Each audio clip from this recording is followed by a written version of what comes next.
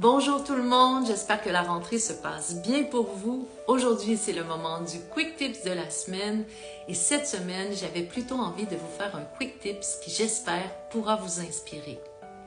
J'ai eu la chance de travailler avec des centaines de personnes durant les dernières années, voire même peut-être des milliers, et j'ai eu l'idée de partager avec vous certaines des rencontres inspirantes que j'ai eu la joie de faire.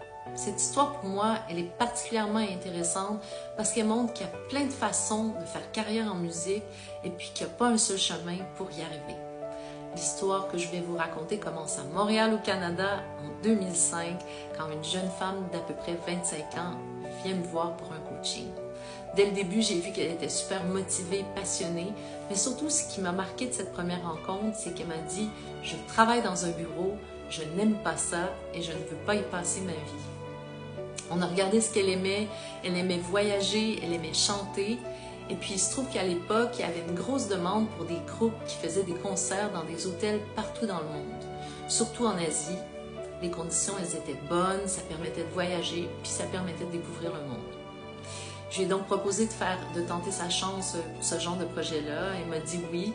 On a commencé à travailler ensemble sur sa technique, bien sûr, mais pour faire ce type de concert, il faut une bonne mémoire, il faut être capable d'apprendre beaucoup de chansons en peu de temps. Parfois, il faut faire des chœurs, il faut savoir bouger, danser en chantant.